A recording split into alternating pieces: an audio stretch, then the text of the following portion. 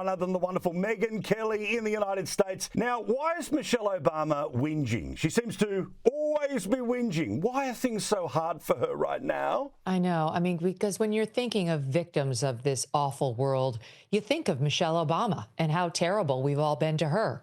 This woman is a one-woman destitution derby. Every time we check in on her at her podcast, she is feeling sorry for herself. She is criticizing Barack Obama or this country. She never has a positive word to say about anything. And the latest example was when she went on this other guy's podcast, Jay Shetty. She goes and sits down with him, and he asks her, what are you afraid of? And she starts off by saying, well, it's not, my fears aren't for me. You know, I think about the streets. My fears aren't for me. Well, in this current climate for me, it's, what's happening to immigrants. I mean, I travel in a 4-car motorcade. After all, I'm Michele Obama. She actually says this. And then she says, but, I worry for my girls because, not that much because they are sort of recognizable, but I'm worried about them.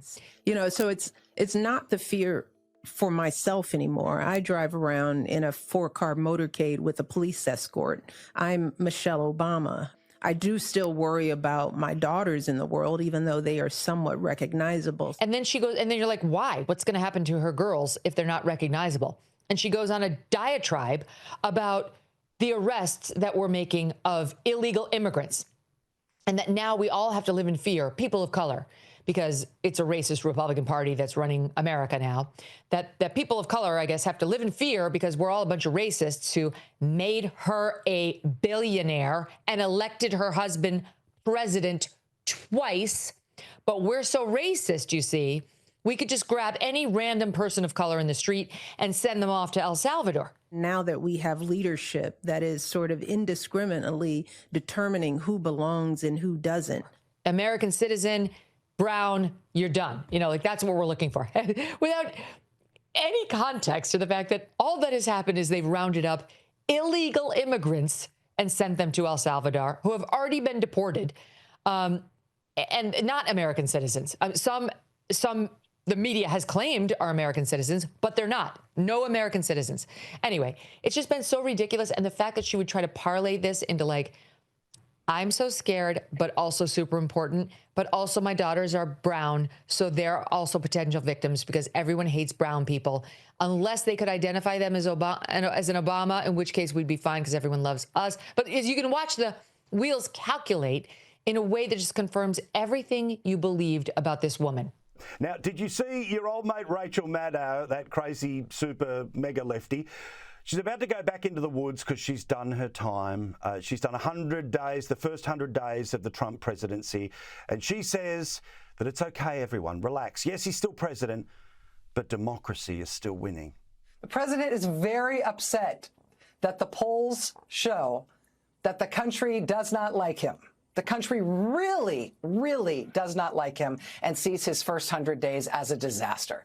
He has had, in public opinion terms, he has had the most disastrous first 100 days of any president since the dawn of modern polling. No president has ever botched the first 100 days more badly than Donald Trump has botched it.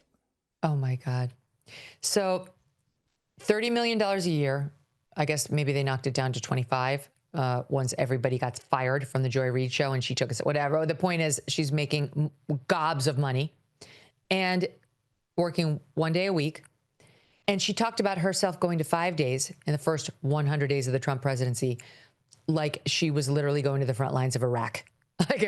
We should be super impressed with her courage, her sacrifice, the risk taking, the stress she's putting herself through. Again, it's like a Michele Obama situation.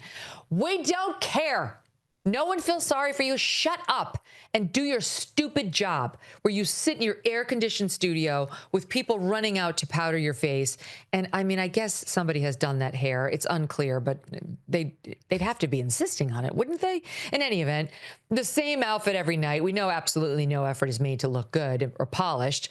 But in any event, she treats it like, I mean, honestly, she is risking her life to save people on a battlefield. And all she's doing is nasty, left-wing, non-fact-based commentary.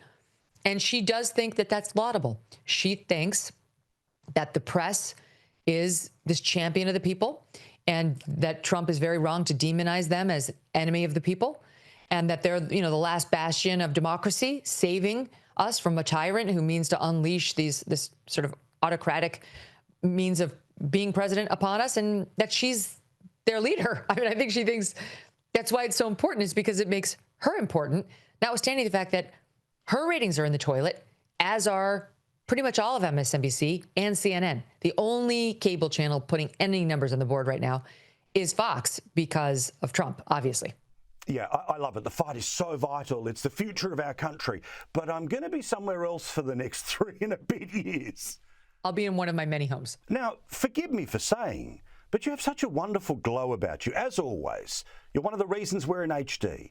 But I think you've got something special about you. Is it because you're an astronaut now? I mean, I still feel uncomfortable calling myself an astronaut. I only know that others call me that because I've been. So now I'm allowed to talk about it. I've been, all right? I was told explicitly by Gayle King, who went on that vanity project called the Blue Origin flight, that you're not allowed to criticize her unless you've been. Have you been? Have you? Let's just say I've been. In a world where anyone with big money or big breasts can reach the stars. Taking up space! 3 women, 1 mission. They all find me very inspirational. Yes. Limited training.